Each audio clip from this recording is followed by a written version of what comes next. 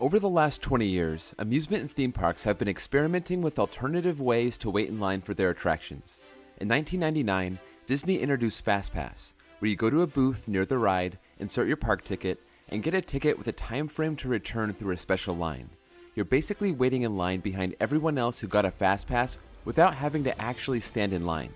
This results in a better experience for the guests because they'll get to experience more of the park, and it's better for the park because that guest is more free to spend money on food and merchandise rather than being stuck in a queue. For Disney, the original FastPass system is free to use with your park admission, but other theme park chains saw this idea with dollar signs in their eyes. They realized that they could sell special access to their attractions for a high price at basically zero cost to the parks, other than the small overhead cost to implement such a system. Every park has their own way of doing this, and I admit that I appreciate the option whenever I'm traveling and only have one day to visit a park on a busy day. Today, I'll be looking at the different skip-the-line systems and determining which one is the best.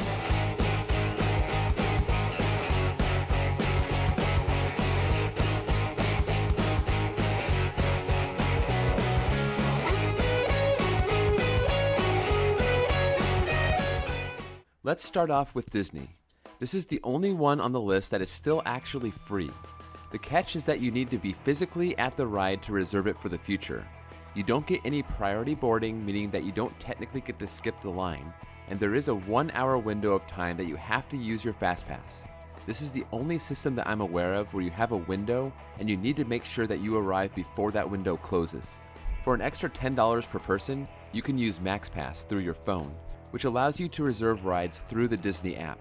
The advantage here is that you don't have to physically be at the ride to reserve that time slot, which honestly is a benefit that is worth paying $10 per person for. For both the regular FastPass and the MaxPass, you can have multiple rides reserved at once. You may reserve a popular ride like Radiator Springs Racers 8 hours in the future, but you will be told that within the next 2 hours you can make another reservation. Maximizing your day at Disney with the FastPass or the MaxPass is a chess game that you'll have to figure out. There are a whole lot of parks that utilize a 2-tiered system where you can either skip the line once for each ride or skip the line for any ride as many times as you want to all day. Obviously, the first option is cheaper. Parks that employ this include Universal, which for Orlando has its Universal Express Pass and its Express Pass Unlimited, with the option to use it at one or both parks. Depending on the day you go, the basic Express Pass that allows you to skip the line for each ride will run you $65 to $90 for one park or $75 to $110 for both parks. The Express Pass Unlimited will run you between $80 and $110 for one park or $90 to $125 for both parks. Hershey Park also employs this and calls it Fast Track. Basic Fast Track lets you skip the line once and ranges between $39 and $75. Fast Track Unlimited allows you to skip any line at any time and can cost anywhere between $49 and $90. Dollywood and Silver Dollar City have a similar system, but it has a slightly different method. The regular Time Saver allows you to skip 10 rides of your choice, and you can re-ride some of the rides and skip others altogether if you want. But they do limit the regular Time Saver to just one ride on Lightning Rod, Fire Chaser Express, and Dragon Flyer. This is a little cheaper too, $39 for regular and $49 for unlimited. Silver Dollar City gives you just 8 passes to use on its Trailblazer system and charges $42 versus $72 for the unlimited option. You can use those 8 passes on any rides without restriction as long as there isn't a ride that's new for that year. The SeaWorld Entertainment Company, which includes Busch Gardens, also employs a similar system called Quick Queue, where the basic Quick Queue will allow you to skip each ride once and the unlimited version will allow you to skip rides all day. Like Dollywood, there are restrictions here too. Tigris is not included on the Busch Gardens Tampa Quick Queue, so it's unlikely that Iron Gwazi will be either, at least not for the first year. SeaWorld San Diego restricts Tidal Twister on their Quick Queue unless you pay the extra $10 for a pass that includes this so-called coaster. The pricing also varies greatly based on the day that you go. If you check the calendar and you see that the Quick Queue is $15 and the Quick Queue Unlimited is $20, you know that you're not even going to need it because the park is going to be dead. Quick Queue prices can get as high as $50 for basic or $70 for unlimited, though it varies by park. Another park that uses a similar system is Kennywood, and even this one is a little different. Your basic pass for $60 gets you one ride on each coaster, and you go through the exit so you're not allowed to get the front row.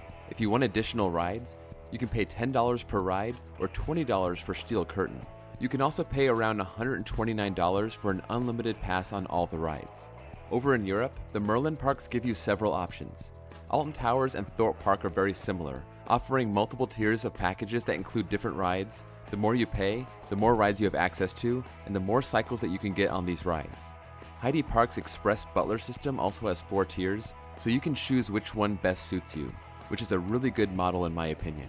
Okay, so this leads up to the big battle between the two big chains, Six Flags versus Cedar Fair. Both have their own system that is unique from most of these other parks that have fallen into their 2-tier system. Both of these systems have their pros and cons. Let's start with Six Flags. They have a system that requires a significant amount of overhead and equipment. You receive either a pod or a watch depending on which park you're at, and that device will be for your entire party, between 1 to 6 people. So the first pro of the Six Flags system, you can mix and match who in your party uses the Flash Pass, since the pod will tell the operator how many people to let through. Cedar Fair gives a wristband to each person, and that cannot be easily taken off and shared. The purpose of the pod or the watch is to reserve the rides you want to ride, and based on the level of the Flash Pass you purchase, the amount of time between your reservation and the time that you get to ride will vary. Six Flags offers 3 tiers, regular, gold, and platinum. Regular supposedly works like the Disney Fast Pass. You're not saving any time, you're just able to wait in line without actually physically being in line, so your reservation will match the time of the actual line. The Gold Flash Pass will cut your wait time in half, so if the ride's wait is 1 hour, you can get on that ride after 30 minutes. The Platinum Flash Pass cuts your wait time by 90%, so you won't be waiting more than 5 or 6 minutes for any ride even on a busy day. The price varies based on the day of the week or the park. The Platinum can run you up to $120 to $155, while the regular can cost around $40 to $50. This system is much more complicated than the Cedar Fair system, but I personally like the 3-tier options because sometimes you may just require the regular Flash Pass and don't want to pay for the Platinum, while other days you may want to spring for the Platinum. I've gotten all 3 tiers at Six Flags parks based on the situation. One big downside of the Six Flags system is that oftentimes they will limit you to just one ride on their most popular rides, or will only include their most popular rides on their Platinum Flash Pass. The device may also be difficult to carry around or secure. The pod has a carabiner clip that you can put on your belt, and the watch should lock securely on your wrist, most of the time. So the Flash Pass on the brake run falls off my wrist. It falls on the brake run. But it is more burdensome to carry this thing around than simply having a wristband. Six Flags used to offer re-rides on each coaster with the Platinum Pass, and would give each party using the Platinum Pass a wristband so the ride-op would know if you're entitled to that re-ride. But they stopped doing that, and those Platinum re-riders screwed up the groupings of the bigger groups trying to ride together. Cedar Fair has a pretty simple system. Their bigger parks have a Fast Lane and a Fast Lane Plus. The difference just being the rides that you are able to get on with each system. Honestly, the regular Fast Lane is useless. Usually the best rides are excluded and there's no point in buying it, so the Fast Lane Plus is the way to go. Their smaller parks just have the Fast Lane option that includes everything. There are no restrictions. Even the newest rides are included on the plan with unlimited access, and there is no reservation required. You can just walk up and get into the Fast Lane anytime you want. Sometimes these Fast Lane lines can get long for the most popular rides. Steel Vengeance's Fast Lane can exceed an hour, and I've seen Maverick's Fast Lane with more than a 30-minute wait. So on paper, this seems like a superior system, but Cedar Fair really puts you into an all-or-nothing situation. Since the regular Fast Lane is useless, you're really forced to pay for the most elite option or get nothing at all. It does seem like for the most part, the Fast Lane Plus is cheaper for Cedar Fair parks than the Platinum Flash Pass is for Six Flags. So when you really need that Fast Lane Plus option, it's great because there's no restrictions and it's cheaper. But if you want something in the middle, there's really nothing for you. You also can't mix or match your group because each person has their own wristband. And this system would come in handy when you have kids that can't ride the big rides and everyone in your party is taking turns. Both Six Flags and Cedar Fair have certain coasters that are not part of their Skip the Line system, though it seems like Cedar Fair has more rides that are not included. This was especially noticeable with Canada's Wonderland. And just a note, some of the Six Flags parks do employ a different system. Six Flags Mexico gives you a punch card like at Dollywood, while the Great Escape has the Go Fast Pass, which is basically an exit pass. Okay, so that was a lot of information, and as you can see, each park or chain has their own twist on the system. And honestly, I don't think any of these options are bad. I think the only one that is truly useless is buying a regular Fast Lane at a Cedar Fair park, which will exclude rides like Steel Vengeance, Maverick, Fury 325, Yukon Striker, Leviathan, Mystic Timbers, and all of the other premier rides at the major Cedar Fair parks. I also don't like the systems that use the exit pass like Kennywood or the Six Flags Go Fast Pass, because you're taking someone's seat who's next to get on, which could be awkward and screw up their groupings for groups of 3 or more. All of the parks that offer the 2-tiered system where you can skip the line once per ride or buy an unlimited pass have a good plan also. But I would prefer a system like Dollywood where you can have a certain amount of rides that you can ride and you can mix and match as much as you want, because some rides might have shorter or faster lines than others and you may not need to waste your pass on that ride. Dollywood is restrictive with their mix and match system, which is too bad, although I understand why, but a system where you could choose which rides to go on without restrictions might be the best one, like Silver Dollar City on years where they don't have a new ride. I don't think that any system really stands out above the rest. It may just depend on the level of access you need on that particular day.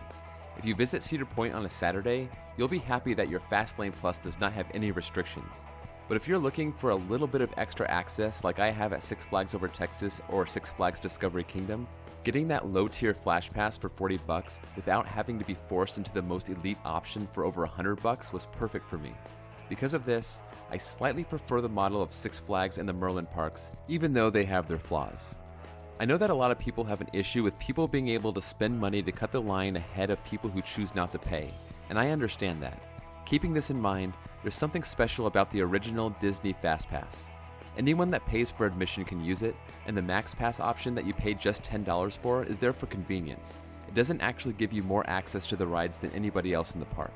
So that's all I have for now. Let me know which one of these systems that you prefer in the comments below, or if there's a park or a chain that uses a system that I did not discuss here and deserves consideration.